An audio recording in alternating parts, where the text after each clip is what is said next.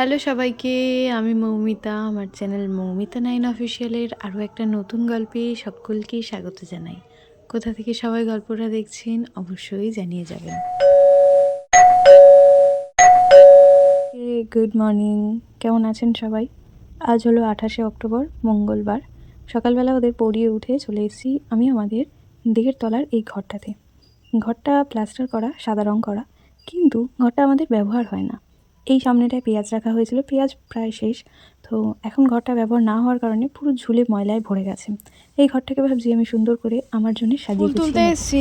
আজকে এই জবা গাছটা না দুটো ফুটেছে, এই একটা সাদা ফুল, ওদিকেও একটা সাদা ফুল ফুটেছে, আর তার সাথে মা আজকে আমার জন্য এই টগর গাছটায় অনেক কটা ফুল রেখেছে। চলো ফুলগুলো আগে তুলে নিই। ওপর ঘর থেকে নেমে এসে স্নান সেরে ফুলটা তুলে পুজোটা সেরে নিলাম। সব তুলেছি, আজকে সাদা ফুল, শিউলি ফুল তুলিনি। তারপর চলে এসেছি লাঞ্চের টেবিলে। আজকে লাঞ্চের মেনুতে আছে এখানে মূলো শাক ভাজা, আর তার সাথে মা করেছে শীতের সবথেকে প্রধান সবজি, যেটা এখন বাঙালির ঘরে হবেই, সেটা হলো ফুলকপি আলু তরকারি। সবে জল নিয়ে আমি ওপরে এলাম। অনেকক্ষণ ধরে ঠান্ডা ঠান্ডা হাওয়া দিচ্ছে, নিচে বসেছিলাম, সেটা বেশ ভালো লাগছিল। কিন্তু তার পরিণতিটা যে এতটা খারাপ হবে সেটা আমি সত্যি কল্পনা করতে পারিনি। আকাশটা তো পুরো মনে হচ্ছে মেঘে ঢাকা, দেখতে ভীষণ সুন্দর লাগছে। মানে শীতকালের আকাশ একদমই এটা নয়। হাওয়াটা তো পুরো গরমকালের হাওয়া, গরমকালের বিকেলে যে ঝড় আসার আগে ঠান্ডা হাওয়াটা দেয়, সেরকম একটা মিষ্টি হাওয়া দিচ্ছে। কিন্তু এখন বক্তব্য হলো, আমার ছাদটা পুরো শুকনো পাতায় ভরে গেছে। দেখো, পুরো ছাদটা শুকনো পাতায় ভরে গেছে। এদিকটা কি, এদিকটা এখন কি হবে? পুরো গাছ আমার যেন ছাদে এসে উপস্থিত হয়েছে। একটু আগে মা নিচটা ঝাড় দিয়ে পরিষ্কার করলো, ওই যে আগুন জ্বেলে দিয়েছে, তাও মানে কে বলবে যে এই জায়গাটা একটু আগে আমার মা ঝাড় দিল। মানে পাতা পড়ে পড়ে পুরো অবস্থা খারাপ হয়ে যাচ্ছে। তো যাই হোক, ভাবলাম বৃষ্টি হয়তো হতে পারে, কিন্তু বৃষ্টি তো আলটিমেটলি এখন অবধি নামেনি। ওরা পড়তে চলে আসবে, এখনও টাইম হয়নি। তো তার আগে আমি চলে এসেছি জল নিয়ে। আর এসে দেখলাম কি, এই গাছটায় দেখো ফুল আসছে, কি ভালো লাগছে।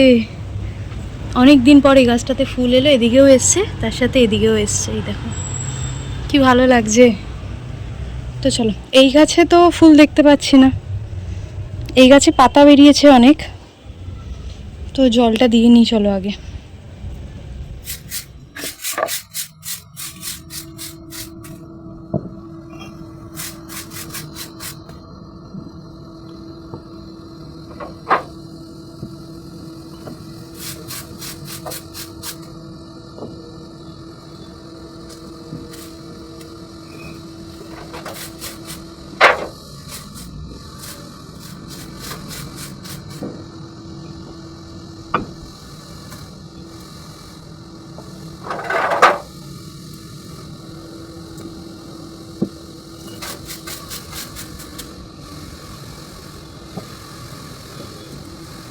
দুপুরের খাওয়া দাওয়া করার পর আমি আমার ওপরের ঘরে চলে এসেছিলাম। ভাবছিলাম যে এই ফাঁকা দেওয়ালগুলো কোন রং দিয়ে পূরণ করলে ভালো লাগবে। তো ঘরে যা পুরনো রঙের কৌটো ছিল সেগুলো খুলে দেখলাম গ্রিন আর অরেঞ্জ ছাড়া সেরকম কোনো রং নেই। আমাকে ওই দুটো রঙই করতে হবে, আর তাছাড়া আমাকে নয়তো নতুন রং কিনতে হবে।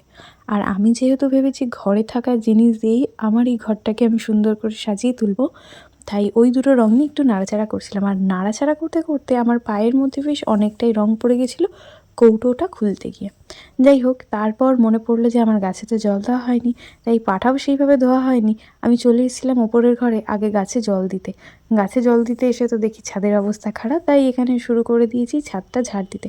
কারণ নিজের জায়গা পরিষ্কার যদি নিজে না করি তাহলে কে করবে বলো। সন্ধেটা প্রায় অনেকটাই হয়ে গেছে, ছাদটাকে পুরো পরিষ্কার করে ঝাড় দিয়ে নিলাম। হাওয়াটা দিচ্ছে বলেই কাজটা করতে পারলাম, নাহলে গরমে তো আর কোনো কাজই করা যেত না। পুরো গাছের গোড়াগুলো সুন্দর করে জল দিয়ে নেড়ে দিয়েছি, আর তার সাথে আকাশটা তোমাদের দেখাই, দাঁড়াও, কি সুন্দর লাগছে দেখো। এরকম কি এর আগে কখনো হয়েছে তোমরা বলো তো, যে শীতকালে, মানে প্রায় শীতকাল পড়ে যাওয়ার কথা এখন, কারণ মা কালী জলে পড়ে গেছে। মা কালী জলে পড়া মানেই শীতকালে শুরু হয়ে যাওয়া। অনেকটা পরিমাণে ঠান্ডা না পড়লেও কিছুটা পরিমাণে ঠান্ডা তো পড়েই যেত, আমরা হাফ সোয়েটার তো পরতামই। আর সেখানে এখনও আমরা এসি চালাচ্ছি, রীতিমতো কাল রাতেও এসি চালিয়েছি, এত গরম লাগছিল। তো যাই হোক, অন্ধকারটা নেমেই এসছে ভালো। আর এখানে থাকবো না, এখন যাব নিচে, দেখি কেউ পড়তে এসছে কিনা। চলো যাই। নিচে এসে ওদেরকে পরিয়ে নিয়ে এখন চলে এসেছি রান্নাঘরে। আজকে করা হচ্ছে আমাদের রাতে লুচি। মা লুচিগুলো বেলে দিচ্ছে আর আমি একে একে ভেজে নিচ্ছি। আজকে রাতে লুচি করার কারণ হলো বুনুর ফ্রেন্ড এসছে, ও আজকে রাতে থাকবে। ও একদমই আমিষ খাবার খায় না, ও একদম নিরামিষ খায়। তো সেই জন্য মা বললো প্রত্যেক দিন ও আসলে যেহেতু ওকে ভাত নিরামিষ তরকারি করে দেওয়া হয়, তো আজকে চল একটু লুচি করে দিই। আর সকালের তো নিরামিষ ফুলকপির তরকারি আছে, তো সেই কারণের জন্যই এখানে আমি আর মা আগে লুচিগুলোকে ভেজে নিচ্ছি। আর লুচি খেতে তোমরা কারা কারা ভালোবাসো অবশ্যই জানিও। আমি এখানে আমার খাবারটা নিয়ে বসে পড়েছি। এখন ঘড়িতে সময় রাত্রি 9:45। তো চলো আজকের মতন ব্লগটা এখানেই শেষ করি। তোমাদের সবার কেমন লাগলো অবশ্যই জানিয়ে যেও। ভালো লাগলে লাইক করো, নতুন হলে সাবস্ক্রাইব করো। নেক্সট ব্লগে দেখা হবে, সাথে থেকো, আমার পাশে থেকো। Thanks for watching.